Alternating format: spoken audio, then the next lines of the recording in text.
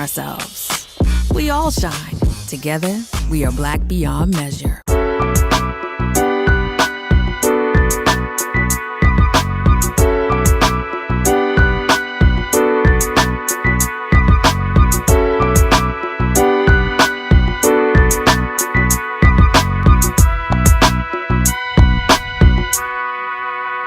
Everyone, and welcome to A Balanced Life here at Black Star Network with me, Dr. Jacquie. As always, I get so excited when we come to this day in our week. You know, we've been talking about common sense, and we've discovered that sometimes common sense is just not that common. Well, today, our guests and our contributors are going to really enlighten us on what it means to have mother wit. You know, the wisdom that you've gotten from your parent or your grandparent or your great grandparent, some of the things that we've just discovered along the way as we're growing and maturing.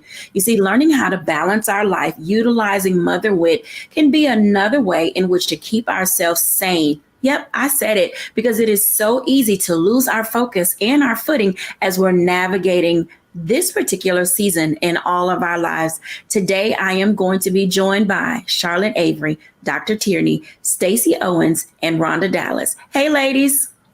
Hey. Hello. I am so excited to see you guys. And let me tell you, you know, we've all been in that space where people ask us questions like, how do you know that? Where'd you get that from? How did you discover the best way to navigate your life? And oftentimes I literally think that it's mother wit, that wisdom, that common sense that we've just kind of garnered over the ages. Oh yeah, I said ages because we're a little more seasoned than we might look, and we're kind of proud of that. And so it is today on our show that we're going to talk about what it looks like to just really harness that power of, you know, balancing emotions through what our parents taught us, things we're going to keep and not keep. I want to start with Rhonda, because Rhonda, you know, you are a mom of four, a wife, and you're in that space and season where our health is really a big part of things that we've grown to know. When you think about wisdom and common sense and, you know, mother wit, tell us one thing that your mom or grandmother taught you about how to navigate. Well, from a healthcare standpoint, Dr. Jacquie, my grandmother was in healthcare. I'm in healthcare. And one of the things that we don't tend to follow that I follow now is go back to following your gut. Look at your children's faces. Look at your face. Your eyes tell it all, whether you feel good or not. It starts with your eyes. And don't be in such a rush to overlook your health and your symptoms because of someone else's needs. Now, that's a very interesting thing that you said related to overlooking your health and your wellness and discovering what things from a common sense perspective work for you, but they may not work for other people and vice versa. Why is it important to find your own lane, Rhonda, and stay in it when it comes to navigating your personal common sense and mother wit? Because, Dr. Jacquie, it's so much data out here now, and about 50 to 60% of it is incorrect. So we're battling against this tyrant called Google to self-diagnose ourselves. But we know in our gut, you know, follow your gut. You know your instinct. You saw your grandmother. You saw your mother. You saw some woman of influence do the right thing when they weren't feeling well. So just follow what we started in history, and history repeats itself. The body never changed. Our Adamic and our way of working and living changed us, but the makeup of the actual anatomy of our body never changed. That's very interesting. Charlotte, talk to us about that for a moment. What are some of the things that you've discovered as you've been growing? I'm kind of tickled when Rhonda talks about, you know, our body changes. And, you know, sometimes I watch our shows, you know, throughout the course of the week, and I'm like, oh, the body is changing. But, you know, Charlotte, when you think about things that you've learned from your mom and stuff that has been taught to you, how do you embrace that and include that in who you are as a woman? I embrace it a lot. You know, my mom has always been a woman of like really great wisdom. And, you know, so when it came to like the law of reciprocity and treating others the way you want to be treated, and, you know, all those things, like all those golden rules, you know, a penny saved is a penny earned, and all of these different things. I mean, I didn't always like really embrace the penny saved, penny earned part because I was really a spender. But, now in these years, now that I have 7 children and one in college and, all these different things, like I really do embrace a lot of the things that my mom taught me. And sometimes I'm like, man, I'm really turning into my mom. But actually, my mom thinks that my mother's wit is far funnier than hers. But I think that, having 7 kids just kind of makes you turn it up a little bit more so that, you don't go on flip mode. Well, not y'all, but me. So I don't go on flip mode. Okay, so explain to us what flip mode is, because I know people are going to be watching and they're saying, flip mode. Let me see if that's something I actually do that I may need to monitor. So what is flip mode? Flip mode is when you have a little bit of go off itness up in you. It's when you hear DMX in your head when your children are going off and they're saying, and you hear DMX saying, y'all gonna make me lose my mind up in here. It's like I have to bring my mother's wit in there, and I have to get real calm and real gentle and say, you know what? Obedience is better than sacrificing your butt cheeks. Instead of me now getting loud and verbose and just really going off and walking off or slamming a door or doing something crazy. You're bringing some mother wit to us now. And I love what you said about being able to pause and check ourselves before we, go back to some place that we clearly have been delivered from. And a lot of that is a part of common sense. We don't want to, put our children in those spaces of, having heard from, being able to say certain things or using certain tone of voices that, can engage them in a positive way and then sometimes in a negative way. Stacey, when we talk about what this looks like for us and how we're moving and growing, what are some of the things that you have learned that you are now bringing into your space? Some of the things that I've learned that I'm bringing into my space, I would say that, first of all, when you're in the learning phase, a lot of times when my mother was teaching those lessons at that time, you don't understand it. You don't get it. My mother was really good about sharing life stories. And, as a young adult or a young child, you're just like, yeah, whatever, mom. It doesn't make sense until you start experiencing life. And then as you're going through those moments of life experiences, you start hearing the words of your mother in the back of your mind. And you're like, oh, that's what you meant. And so I think what I've learned to bring into this space is to remember those stories that she used to tell and teach, and then started applying that to teaching it to my students as well as my personal kids. So, like that one when she would tell you birds of a feather flock together. When you want your friends at a younger age, you don't really care about birds flocking. You just want to be around the friends that you have chose to be with. And then as you experience things and you start seeing and you look back at kids that you used to hang with, and half of them make it as far as you did, and you just by the grace of God didn't go where they went, you start understanding that, you got to be important, start learning who you are, and then start being around who you desire to be. Those lessons don't make sense when she was telling it to me as a young adult, but now I find myself telling my personal kids and the students here at the school those same things. Like, you just got to take those stories with you. Oh, I can concur with that. Taking those stories with us, these are things our mothers taught us and how we're using them in our daily lives today. Some of the things we're keeping, some of the things we're going to talk about, what we're going to toss. Dr. Tierney, talk to us for a little bit about some of the things that you've learned that you are putting into place today as it relates to mother wit and wisdom and common sense, something your mom shared with you that is truly a part of who you are as a woman today. Absolutely. So I had the benefit of having multiple mothers. It took a village to raise me, a whole village.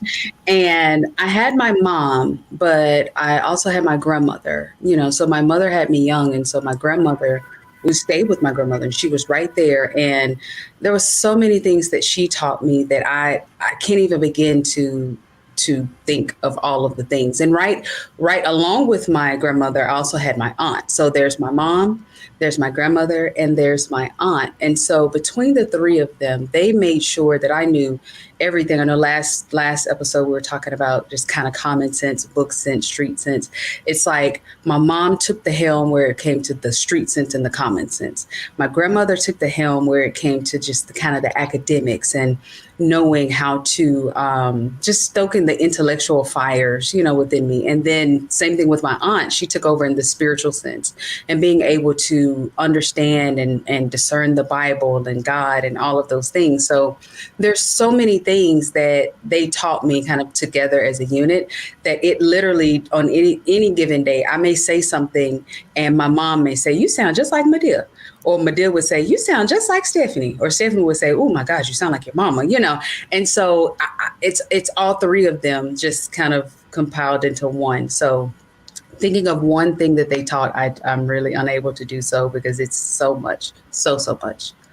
I think that this conversation that we're having as it relates to pouring into each other's lives brings us to that space of really saying, not only did our mom teach us some things, I think we have a pattern here that most of us were probably raised by young parents. When we come back after the break, let's talk about that for a minute. What it looks like to have been raised by a young parent and how that village aspect really pertains to what we're doing today and keeping us stable, balanced in this emotional stability place when we're back after the break.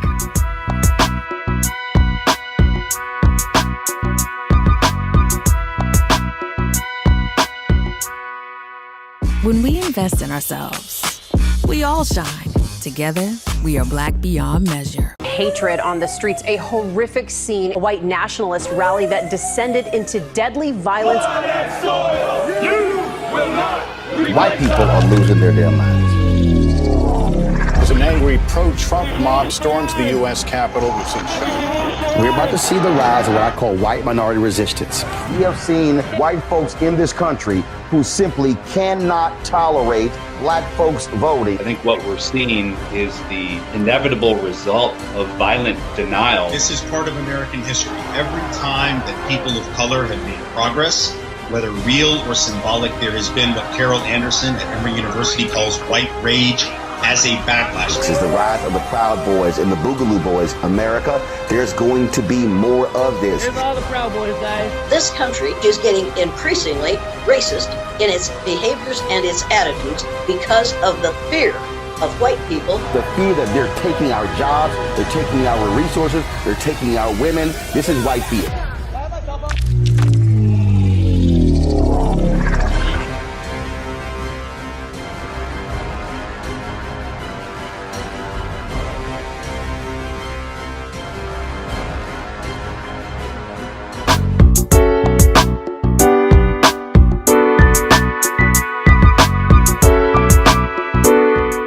Welcome back, everyone, to A Balanced Life. Let me tell you, we're talking today about motherwit and common sense.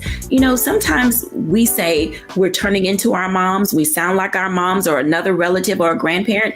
I want to say that my mom had me maybe like 2021, which I would consider still a young parent. And oftentimes we have seen and stated in our community that that is taboo. Well, the reality is young parents get the benefit of having other mature adults around them as they're raising their child. I want to bring our group back in because there's some value in the wisdom that you get from the various generations that have been in our spaces as we were maturing. I think Dr. Tierney stated that there was a mom, there was an aunt, there was a grandmother. And I know that my mom in her 20s, still being in college when she had me, we lived with my great grandmother. And so there was this benefit of having this extra wisdom and common sense around the table or just in the home. Charlotte, when you think about having our elders around, why is that of value to us today? And how can we use that to help balance our conversation and communication? Oh my goodness. It is so important and so valuable. And I know that just in raising my children. So, I have the honor and privilege of still having my mom. My mom just turned 75. And I'm so blessed because my mom I always say my mom has grown up with my children and my children have grown up with my mom because she's still living. And so, from my youngest who's 18 to my oldest who's 8, they've all had so much time with her.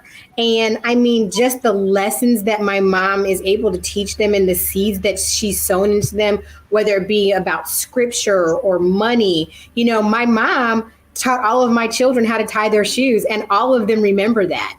When it comes to cooking certain things that they like to eat and taking them places and just having really poignant conversations when they play Scrabble with her, or just going for walks or riding bikes and things like that. It has just been so valuable because sometimes, I know that as a mom, there are certain things that I share with my children and I tell them, but they need more than me. And so I'm so glad that not only do they have me and not only do they have my husband, but they have, their elder and somebody who's lived this life even longer than I have and longer than their dad has, who has experience and who has experienced life from a different generation and a different standpoint, because my mom can also talk to my children and say, well, back in the day, or, when I was such and such an age, or when your mom was this age, or what have you. And so just to be able for her to be able to sow seeds, or, we say some plant, some water, God brings the increase.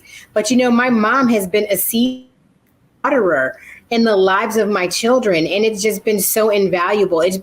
That'll be better than any tangible gift that they'll ever receive from her, because, gifts fade and they get old and tattered. They won't, my prayer is that Jesus will just come and rapture us and just take us all away before he takes my mama, because I don't know what I would do without her, but I don't know what my children would do without her either. And so it's so important. I mean, even with my son being in college now, he calls and he'll say, well, grandma told me such and such and such and such and whatever. And grandma was right. And I'm like, oh, that's great. But I'm like, but I told you the same thing. But, it really isn't.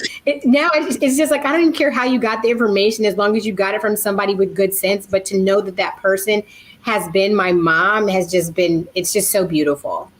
I think that that's wonderful, and how we establish these baselines for engagement. Stacey, as we talk about this, and you're in a school setting, and I know you come across a lot of moms, how does this village aspect of motherwit in the school and common sense help build a sense of sustainability for your students? So for my school, I'm going to just speak about my school because I don't know about anyone else, because we intentionally create this home environment here. I'm very small. I only have about 100 kids.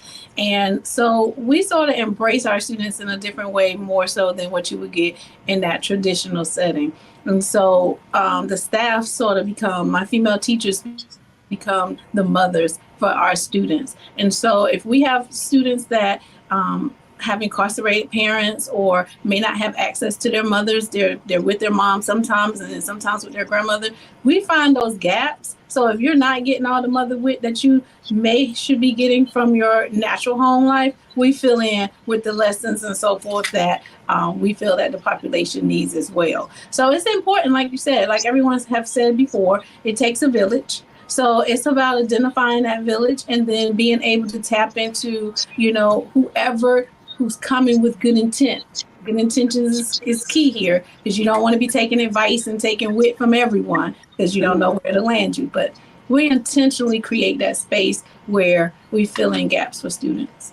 I think that that's outstanding. Rhonda, in this space of the village has a way of correcting you and redirecting you. Can you talk about that for a moment for our audience who's in that space of utilizing church and utilizing community organizations and, working with medical care teams to just kind of help people navigate life? Because oftentimes our young moms don't have people to talk to for a variety of reasons that Stacey, literally just mentioned. Some are incarcerated, some are in the military, some are ill, and it does take all of us. Share with us, Rhonda, what does that look like, that sense of community for young moms seeking out guidance and direction? It's so funny that you asked me this. One of my employees has had some attendance and tardy issues recently, and I had that conversation with her. It wasn't about what corporate America said, but I asked her, I said, do you have a village? Do you have a place where her husband is deployed in the military? So it's just her here in Houston, Texas. I said, let me help you get a village. And she said, well, what is a village? And I explained to her. I said, it starts with a person like myself, and then it can grow. I said, do you have a church home? And she said, well, no. And I said, well, that's village number 2. I'm 1, church would be 2. And we will surround you with the wit and the wisdom that we've gained, as well as an extension to your beliefs for your children. I always tell people, they say, how did you pick your godparents for your children? And I said, it was because of the belief system that they had. We're on the same page. And so I think it's so important for young women, especially single moms out here, to get a village as soon as they can, but get someone that speaks the same language and has the same beliefs as you do. It will help you make those decisions of the right physician, the right dentist, the right healthcare system for your entire family.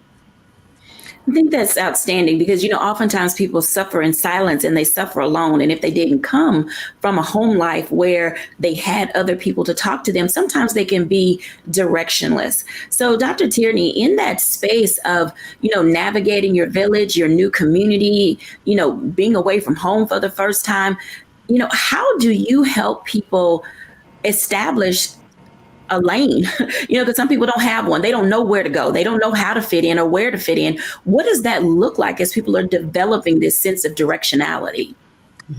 It's similar to what Rhonda just mentioned. It's first talking to the person to see, okay, where are you and where do you want to go? How do you want this thing to play out? I was recently talking to my mom and I told her that her number one strength was that she welcomed the village, that she could have taken the position and just said, no, this is my child. I know what to do. But as a young mother, she had the wisdom to say, no, I need help. And so she invited people into her village. And so that's the number one thing. It's, okay, where are you? Where do you want to go? And are you open to receiving help? Are you, being closed off and maybe we have this thing and I get it. Sometimes it's, I don't want nobody in my business. I don't want nobody, I've been hurt by people. So I don't trust people, and so there's a piece of it where we have to work with, when I work with my clients, we have to work on, what are those issues? Is there any hurt? Are there any trust issues? So that you can be ready and willing and open to receiving a village. And then once you're willing and open to receiving a village, then it's identifying, okay, who are the appropriate people in the village? So with my mom and in our situation, we kind of had a built-in village. My grandmother had 8 children. And so my mom was one of 8. And so the aunt that I mentioned, she was actually the baby of the family. So she was still at home in high school when I was born. So she was just by fault right there in the village, and then there were my other aunts and then my mom's good friends. And, so who was in her village, her friends kind of became a default village that honestly, I still draw on that village to this day, and so you have to look around you to see, okay, who are my people that are already there, and take an assessment of, are these the people that are also aligned with where ultimately I want to go and what I want to see manifest in my children's lives, if children are a part of this equation here.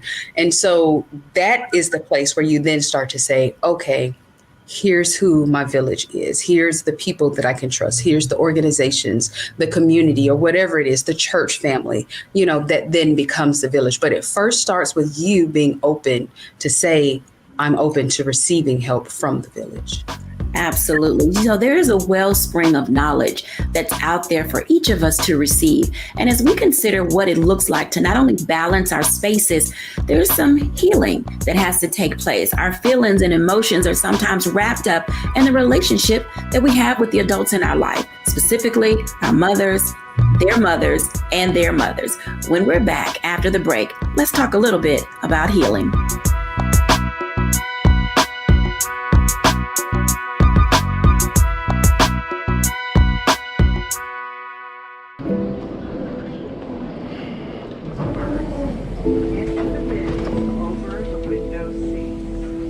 These are the only bins that will accommodate larger roller boards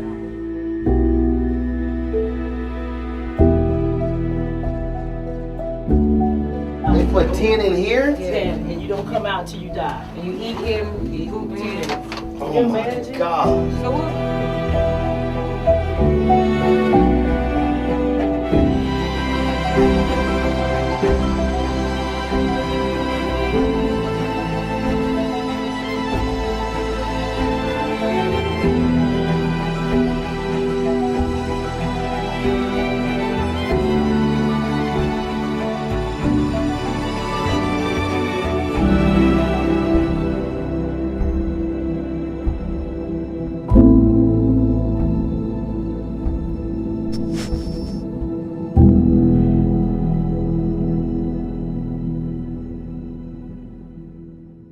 When you talk about blackness and what happens in black culture, we're about covering these things that matter to us, speaking to our issues and concerns. This is a genuine people-powered movement. There's a lot of stuff that we're not getting. You get it, and you spread the word. We wish to plead our own cause.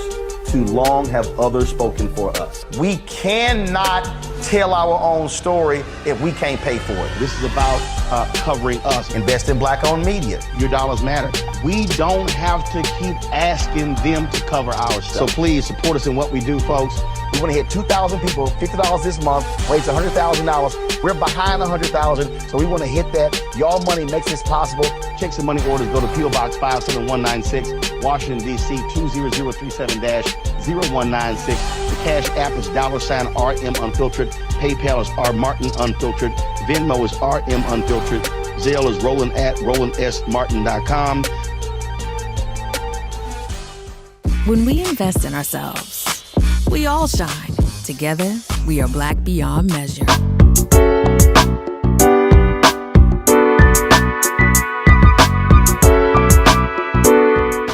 Welcome back, everyone, to A Balanced Life. And this conversation related to who we are, what we do, and how we get along in life is oftentimes wrapped up in feelings and emotions.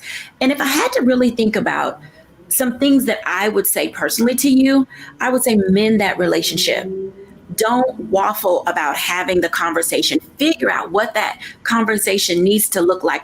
Go to your mom, your grandmother, help them reconcile their relationship, because oftentimes we teach other generations how not to be healed, how not to be whole, how not to be healthy. I want to talk to everyone a little bit about how do you begin those conversations of healing when you know there's a rift in the relationship between the moms. Hey, y'all, let's talk about it. I know that there's some people out here watching and they're like, I can't stand my mama. I mean, I love her, but I don't like her ways. Or, my mom and I had a blow up. I ran away from home. I don't ever want to go back. I don't like how they treat me. People are still walking around today with hurt. How do we help our audience heal and then begin to move forward? Rhonda. I would say the first thing to let our audience know is, number one, no one's perfect. Our moms did the best that they could. Some things might have transpired that shouldn't have or are still transpiring, but they're still physically here. I'm always reminded of my friends whose moms are not here, and mine is still here. And so even during this short pandemic time where we had to be separated physically, I had a really good intimate time with God, being able to reflect on areas of my own life where I felt there might have been a rift or something happened. And so I would say, first of all, apologize. Even if the person doesn't apologize or seem to think that they did anything wrong, I accept your apology, and then see what role and part you played. And then take out that time to really process what just transpired, and then keep moving. That's the key. Keep moving. That's easier said than done, Rhonda. We're saying keep it moving. If you had to give a tip on how to keep it moving, what would you say? I would say the first thing that my tip for myself is keep looking ahead and forward, and know that what was done in the past has been done in the past. Let's look forward to a bright future together. Yeah, I agree with that wholeheartedly. I'm going to come to Stacy next because Stacy, one of the things that we're trying to discover is how do we help people heal and open the lines of communication when there's been a tear in the relationship between mother and child or son and mom or dad. How do we help community move forward? You know, I get this one a lot. And so I always start with saying, let's look within self first. Let's identify your own personal hurt and talk about why you're still holding on to the hurt, because you're in control of how you feel and the emotions that you get from when you feel like someone else has done you wrong. No one can do you. People can do things that you don't agree with and that can really hurt you, but you're in control of the emotions, of controlling your own emotions that come from that. And then after we look at self, we go outward to say, you know, I tell kids a lot, you know, your mother did the best that they could with the tools that they had. There are some parents who needed more tools in their toolbox for parenting, but parenting does not come with a manual. And so with their experiences, how can we have some grace for their experiences and the things that they've had to go through to learn what they currently learn to be able to pour into you? And if they gave you a dirty pour, or if they didn't do the things that they need to do, can we find that graceful period or that graceful space of forgiveness, self-forgiveness? Because forgiveness is not about the other person, it's about you. So what can we do within ourselves so that we can let go of what someone else or what we feel or perceive that someone else has done to us? Because at the end of the day, your mother did one thing that was right. They made the choice to bring you into this world, because you have choices. When you become impregnated, you have choices to make. So if you're here, you're here. So let's be grateful. And then let's identify how we can work around the hurt that came from whatever you felt they did not have the tool or the power to give you. So I think if we make it about ourselves first and identifying what we can let go of, what we, you know, and then we can talk about it too. So I say, you know, find the parts that you really feel like you need to talk or express to move forward. Write it in a letter. And if they're still living, give them the letter. I mean, my personal son is dealing with that right now with his father. It's some things that he felt he could have done better. And I tell him all the time, the person he was at 20 when you came into this world, he's not that same person at 50. So if we can't let go of the 20-year-old him, you're never going to get past building a current relationship. So write down the things that you felt you didn't get and the things you feel that they need to do, and then give it to them in a letter. And if you don't want to give it to them in a letter, write it down so it can be released out of you, and then burn it or do something to let it go. But you have to let it go. Wow. Grip that they have onto you. Stacey, that right there is a word in itself. If you can't get past the 20-year-old person who is now 50, then there is a lot of work to do. And I say that to say that there are so many of us.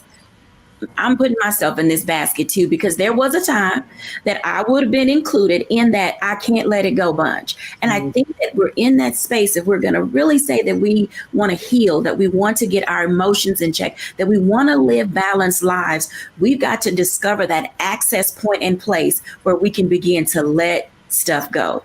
Dr. Tierney, what say ye?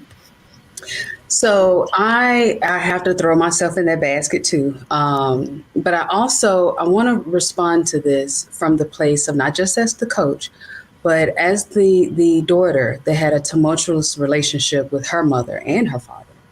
And so when you asked Rhonda, how do you move forward? I agree with everything that my esteemed colleagues have already said. Stacey, Rhonda, I agree with everything that you've said.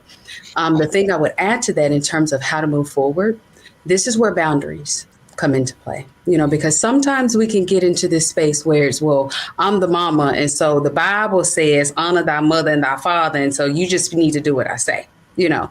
And so this is where I have to pull out that scripture. Well, it also says, provoke not thy children to wrath.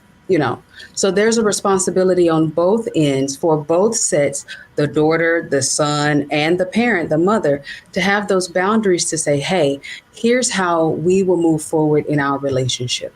This is what it will look like moving forward. Sometimes that can mean boundaries around personal time. It can mean boundaries around finances. It will be unique for each individual, each set of parents, and the child. But when we're talking about moving forward, letting go those things that are behind and stretching forward towards those things that will be, but how do we want those things to look? What do we want it to look like right now? What is it that you need as a mom? What is it that you need as a daughter or a son? And let's define how our relationship is going to move forward, here. Not looking at, like you said, the 20-year-old, that you were, but as the 50-year-old that you are now, or 60-year-old that you are now, and the 30, 40-year-old that I am now, what is it that we need at this point? And not getting locked into the titles or what parenting used to look like, or even some of the generational, parenting, patterns that might have been detrimental, to the relationship moving forward, but really looking at how do we want to move forward, and let's hit some boundaries around that. Let's hit some boundaries. Healing requires a roadmap.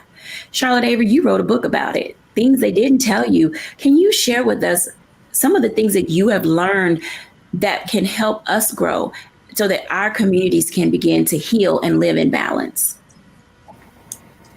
So one thing that I want to say, just surrounding everything that everybody has said about healing, is this. Healing is a choice, and you have to choose to want to heal. And it's not, your healing is about you. It's not necessarily about the other person. And for me, I had a very tumultuous relationship with my father.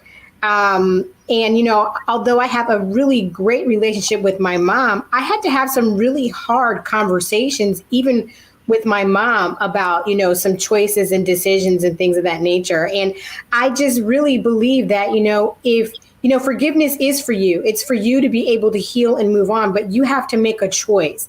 And, as parents, we are really just like, we're not perfect people, as somebody has already said, but at the same time, you have to want to heal. And if you want to heal, then you have to get down and you have to make the choice to do the down and dirty, painful work of healing and pulling up roots and doing all the things as if you were, tilling the soil in a garden. And so my thing is, if we're going to mend our relationships, we need, even if our parents are not living and my father's no longer living, we still need to find a way to mend those relationships, even when they're dead and gone, so that we can be better parents and so that we can be better, for ourselves, but so also it can also pour over into our relationships within our marriages and our children and all of those things. And so I say, make the choice. Healing is a choice. Loving another person is a choice. Choosing to heal for yourself is a choice. And you choosing to do that work is a choice. Choosing to do that work is a choice. When we come back after the break, we're going to talk a little bit about that, because there's some things that you're still holding on to. We're all learning how to let it go when we're back after the break.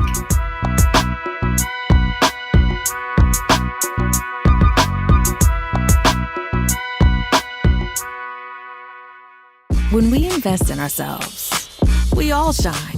Together, we are Black beyond measure. I'm Deborah Owens, America's Wealth Coach, and my new show, Get Wealthy, focuses on the things that your financial advisor and bank isn't telling you, but you absolutely need to know.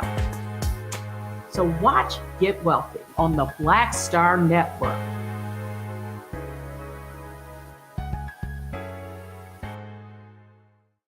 When we invest in ourselves, we all shine.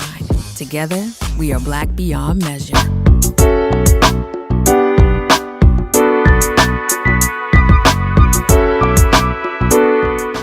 Welcome back, everyone, to A Balanced Life. And let me tell you, this particular show today has been outstanding, and a blessing to me, because I come to you in that space of learning and knowing what it means to no longer hold on to hurt. And our guests today are going to talk a little bit about the detriment of holding on to that.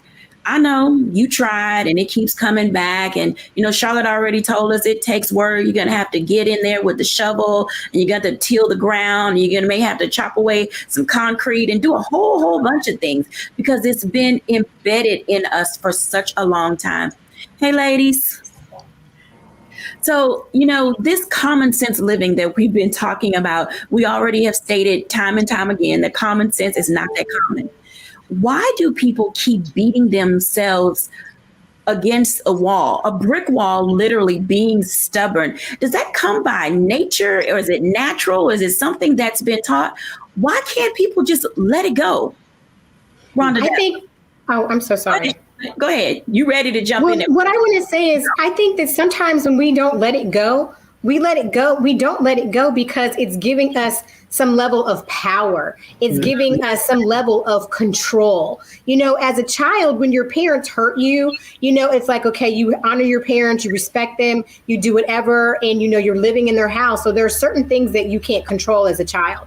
But when you become an adult, and let me just say, when I became an adult, and it was a little bit after I got married and I really set boundaries and put my foot down on some things, I chose now to no longer live in a place of stubbornness, but to live in a place of freedom. And in order for me to get free, I had to have very hard conversations with both of my parents saying, listen, when you have a conversation with me, I don't want to hear about what the other person said or did, whatever, you're having a conversation with me. And then really, having conversations that held people accountable for the decisions and the choices that they made that impacted me, but still being able to have the opportunity to say that I forgive. But I will tell you that not being in a place of stubbornness and not forgiving, it was like my own way of having power over my choices and just being real stern, like, no, I don't have to do that. No, you don't deserve that, blah, blah, blah, and just going on and on and on. And so sometimes I think we do it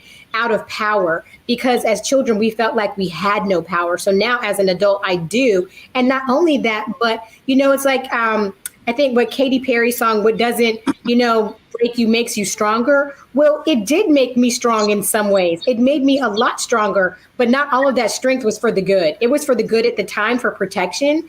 But then when I got into my adult years and became a wife and a mother, I could see how it was some of that strength and stubbornness was very harming. I like that because you literally are hitting the nail on the head as it relates to how people need to take a second look at themselves. Why are we holding on to things of the past? And do we still need that level of protection and security? Can we relax just a little bit to find the newness that belongs to us? Go ahead, Rhonda. Well, for me, I can honestly say that holding on allowed me to play possum or play victim or even have a crutch as to the things that I knew that God had called me to do. I use those tools in my toolkit of unforgiveness to say, this is why I can't pull this off for your people, Lord, or this is why I won't be successful in that. And so you have to be very careful not to use unforgiveness as a crutch or for yourself to play victim so that you can be less of what you're called to be. And therefore, if you don't do anything today, it's okay because somebody did something to you 20 years ago. 20 years is a long time to hold on to things. And so I'm going to double back to Rhonda for a second, because that holding on with you being in the health field is part of the reason why people are sick. How does a lack of forgiveness and not letting go cause illness in the body? So there is something called the silent killer, which is stress. And what it does is it will manifest itself inwardly first and then externally second. By the time it gets to the external side, we have a problem in our healthcare system with your body. And so what it does is it plays mind not only on the body, but on the brain.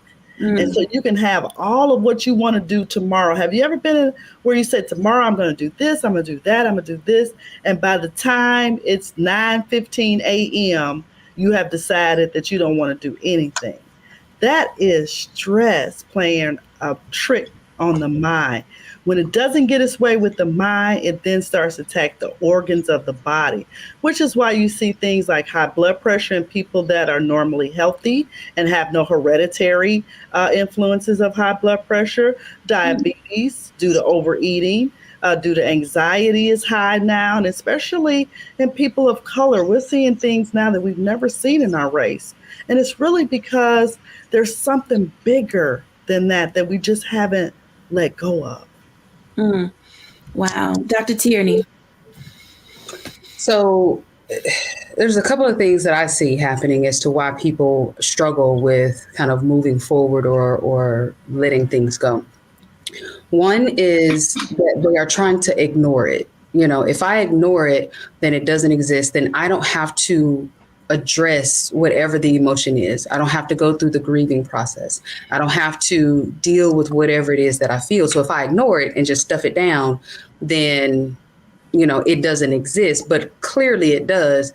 And so that's the reason why they can't quite let that thing go. And they might not even really know why. They may say things like, oh, ain't nobody worried about that. Oh, child, that don't bother me, but they're still kind of holding on to it because they haven't really went through the process of really processing what it is that they feel, the situation, how they hurt, or whatever it is. The second thing that I see often is there's an expectation piece. What I really want is to have a healthy, happy, whole relationship with my mother. And so that is my expectation, and she's not doing this or it's not doing that. And so I'm holding on to it because I'm trying to bend it to my will. I'm trying to bend it to be what it is that I wanted, to be what my expectation is and for it to meet my expectations. Whereas sometimes we have to just love people where they are. Your mother is who she is, and so we can't make our mom be the cookie baking mom if that's not who she is, if that's not who she is, and so sometimes we keep beating a dead horse or beating against a brick wall because we want our mom to bake us those cookies. That is our expectation, but that's not who she is, so we have to make sure that our expectations are actually in check and that we're not trying to bend things to our will or bend people to our will, and it's not who they are. So, Stacey. I'm going to say, because I've seen this quite a bit too, sometimes it can be associated to fear. You have to be careful of not wanting to or that victim-minded mindset, because if I let go of what I'm holding on, the thing that I know, like I know that hurt, I know that pain, I know what you did to me. If now I'm looking outward at you. If I let that go, now what I'm going to replace it with? Now I got to replace it with something that's going to better me. I got to start looking at me because I let the outer source go. And so now I open up a window where if I'm not sure about who I am and what I want to be and where I want to go next, if I let go of your hurt and pain, what am I going to focus on now if I don't know how to focus on me?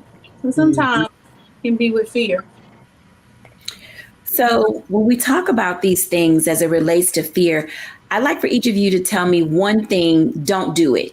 If you had to talk to young parents and youth today, and they're trying to figure out how to navigate this parent-child relationship, what is something you would say, don't do it? Dr. Tierney.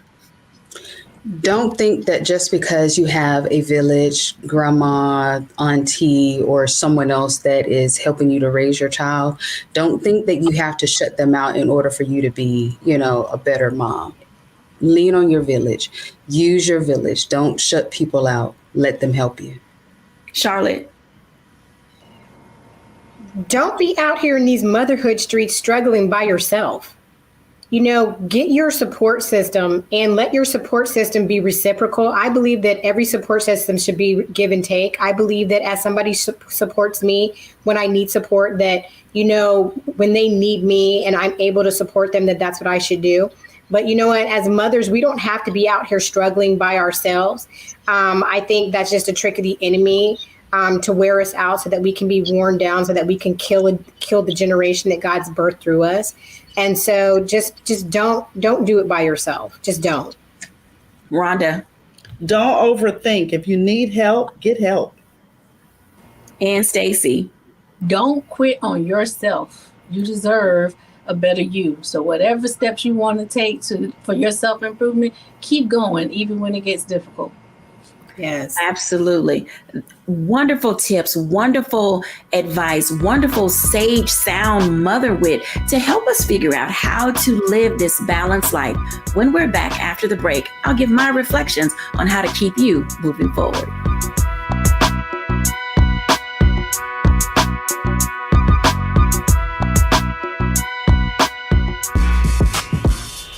When we invest in ourselves, our glow, our vision, our vibe, we all shine.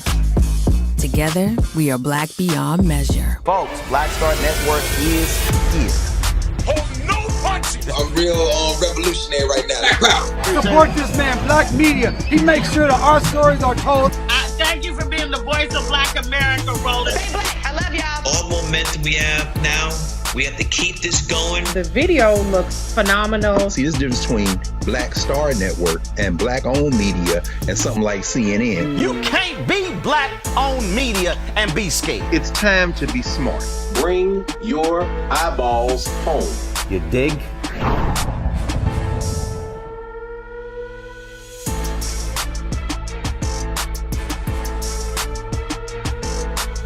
When you talk about blackness and what happens in Black culture, we're about covering these things that matter to us, speaking to our issues and concerns. This is a genuine people-powered movement. There's a lot of stuff that we're not getting. You get it, and you spread the word. We wish to plead our own cause.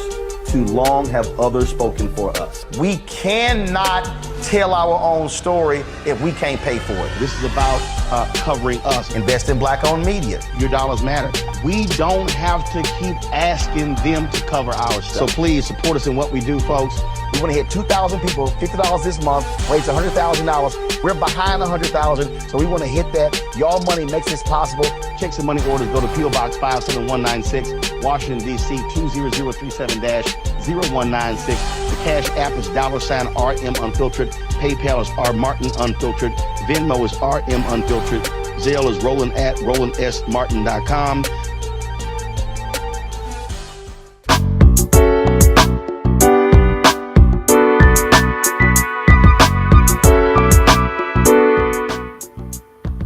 Welcome back, everyone. Let me just say this off the top of my head. If I had to say what not to do, I would say don't speak out of turn. That's very important when it comes to common sense, because oftentimes we don't know the entire situation. A very big part of us being able to balance our lives is understanding where the other individual is coming from. First, seek to understand before trying to be understood. This will allow us to have an equal opportunity and level the playing field of what it means to not only impart common sense, but also to gain wisdom and knowledge that will allow us to grow, to heal, and to be better.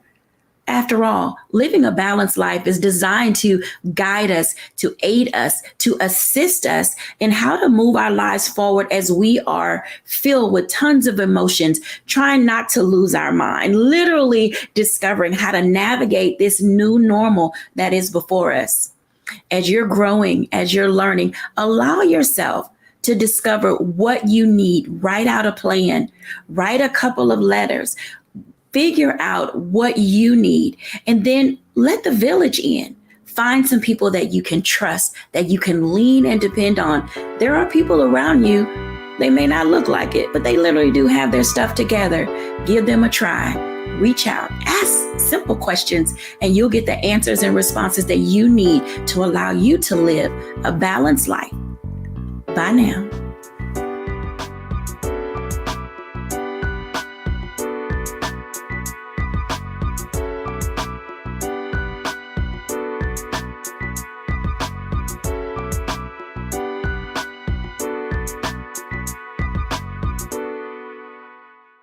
When we invest in ourselves, we all shine.